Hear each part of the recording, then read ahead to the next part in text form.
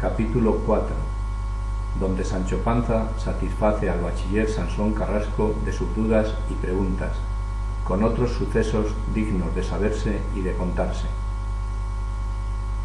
Volvió Sancho a casa de Don Quijote y, volviendo al pasado razonamiento, dijo: a lo que el señor Sansón dijo que se deseaba saber quién o cómo o cuándo se me hurtó el jumento, respondiendo digo que la noche misma que, huyendo de la Santa Hermandad, nos entramos en Sierra Morena, después de la aventura sin ventura de los galeotes y de la del difunto que llevaban a Segovia, mi señor y yo nos metimos entre una espesura, a donde mi señor, arrimado a su lanza y yo sobre mi rucio, molidos y cansados de las pasadas refriegas, nos pusimos a dormir como si fuera sobre 4 colchones de pluma. Especialmente yo dormí con tan pesado sueño que quienquiera que fue tuvo lugar de llegar y suspenderme sobre 4 estacas que puso a los 4 lados de la albarda, de manera que me dejó a caballo sobre ella y me sacó debajo de mí al rucio sin que yo lo sintiese. Eso es cosa fácil y no acontecimiento nuevo, que lo mesmo le sucedió a Sacripante cuando, estando en el cerco de Albraca, con esa misma invención le sacó el caballo de entre las piernas aquel famoso ladrón llamado Brunero. Amaneció, prosiguió Sancho, y apenas me hubo estremecido cuando, faltando las estacas, di conmigo en el suelo una gran caída. Miré por el jumento y no le vi. Acudiéronme lágrimas a los ojos y hice una lamentación, que si no la puso el autor de nuestra historia, puede hacer cuenta que no puso cosa buena. Al cabo de no sé cuántos días, viniendo con la señora princesa Micomicona, conocí mi asno, y que venía sobre él en hábito de gitano aquel ginés de pasamonte, aquel embustero y grandísimo maleador que quitamos mi señor y yo de la cadena. No está en eso el hierro, replicó Sansón, sino en que antes de haber parecido el jumento, dice el autor que iba a caballo Sancho en el mesmo rucio. A eso, dijo Sancho, no sé qué responder, sino que el historiador se engañó o ya sería descuido del impresor. Así es, sin duda, dijo Sansón. Pero, ¿qué se hicieron de los 100 escudos? ¿Deshiciéronse? Respondió Sancho: yo los gasté en pro de mi persona y de la de mi mujer y de mis hijos, y ellos han sido causa de que mi mujer lleve en paciencia los caminos y carreras que he andado andando sirviendo a mi señor Don Quijote. Que si al cabo de tanto tiempo volviera sin blanca y sin el jumento a mi casa, negra aventura me esperaba. Y si hay más que saber de mí, aquí estoy, que responderé al mismo rey en persona, y nadie tiene para qué meterse en si truje o no truje, si gasté o no gasté. Que si los pagos que me dieron en estos viajes se hubieran de pagar a dinero, aunque no se tasaran sino a 4 maravedís cada uno, en otros 100 escudos no había para pagarme la mitad. Y cada uno meta la mano en su pecho y no se ponga a juzgar lo blanco por negro y lo negro por blanco, que cada uno es como Dios le hizo, y aún peor muchas veces. Yo tendré cuidado, dijo Carrasco, de acusar al autor de la historia, que si otra vez la imprimiere, no se le olvide esto que el buen Sancho ha dicho, que será realizarla un buen coto más de lo que ella se está. ¿Hay otra cosa que enmendar en esta leyenda, señor bachiller?, preguntó Don Quijote. Sí, debe de haber, respondió él, pero ninguna debe de ser la importancia de las ya referidas. Y por ventura, dijo Don Quijote, ¿promete el autor segunda parte? Sí, promete, respondió Sansón, pero dice que no ha hallado ni sabe quién la tiene, y así estamos en duda si saldrá o no. Y así por esto, como porque algunos dicen, nunca segundas partes fueran buenas, y otros, de las cosas de Don Quijote bastan las escritas.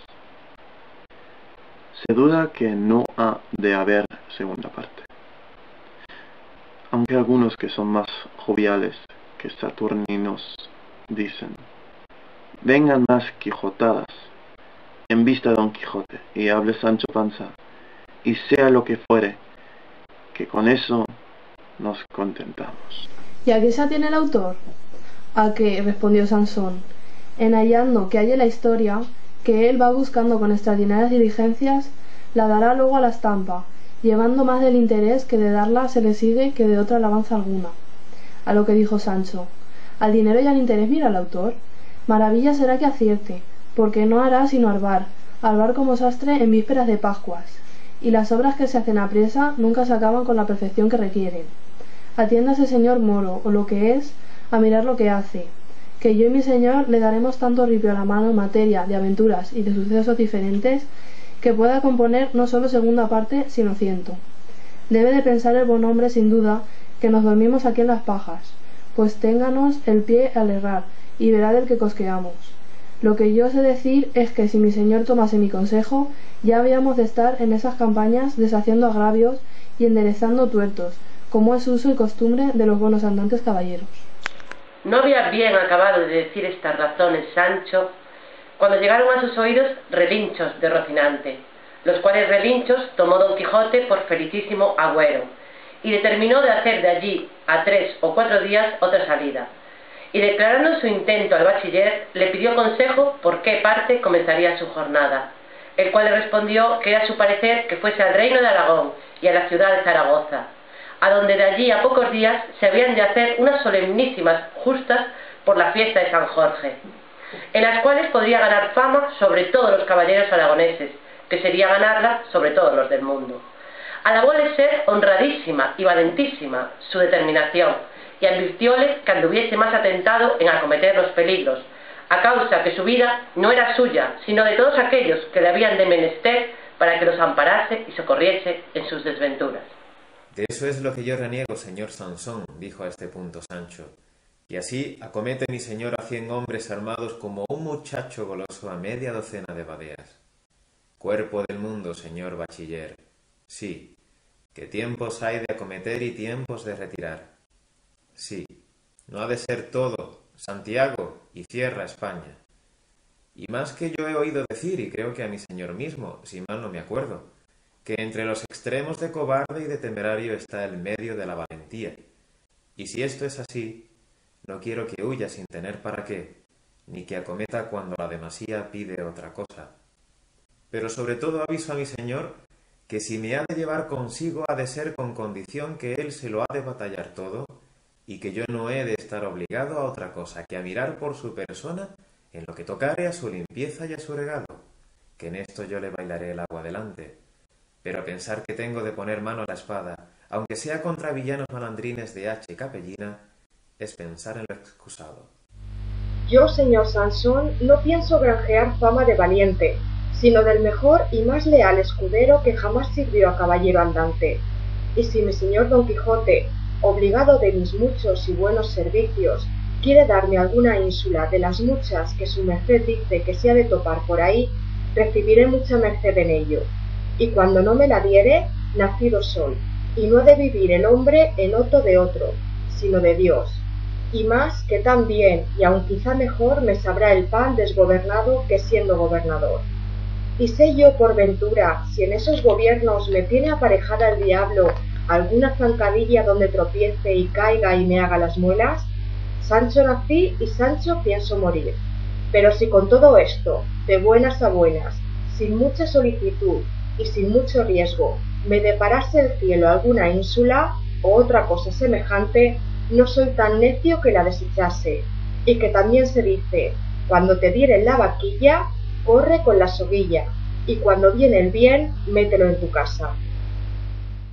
Vos, hermano Sancho, dijo Carrasco, habéis hablado como un catedrático, pero con todo eso confiad en Dios y en el señor Don Quijote, que os ha de dar un reino, no que una ínsula. Tanto es lo de más como lo de menos, respondió Sancho, aunque sé decir al señor Carrasco que no echara a mi señor el reino que me diera en saco roto, que yo he tomado el pulso a mí mismo, y me hallo con salud para regir reinos y gobernar ínsulas, y esto ya otras veces lo he dicho a mi señor. Mirad, Sancho, dijo Sansón, que los oficios mudan las costumbres, y podría ser que viéndoos gobernador no conociésedes a la madre que os parió.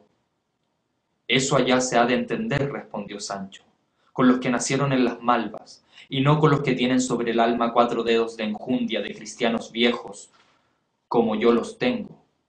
No, sino llegados a mi condición, que sabrá usar de desagradecimiento con alguno. Dios lo haga, dijo Don Quijote, y ello dirá cuando el gobierno venga, que ya me parece que le traigo entre los ojos. Dicho esto, rogó al bachiller que, si era poeta, le hiciese merced de componerle unos versos que tratasen de la despedida que pensaba hacer de su señora Dulcinea del Toboso, y que advirtiese que en el principio de cada verso había de poner una letra de su nombre, de manera que al fin de los versos, juntando las primeras letras, se leyese Dulcinea del Toboso.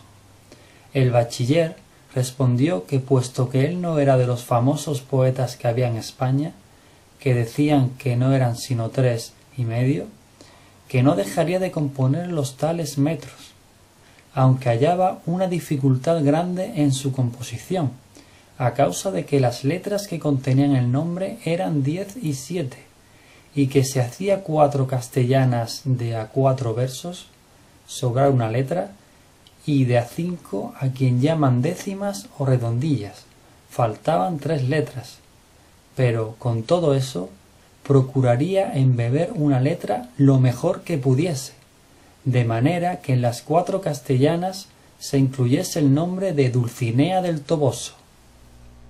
Ha de ser así en todo caso, dijo Don Quijote, que si allí no va el nombre patente y de manifiesto, no hay mujer que crea que para ella se hicieron los metros.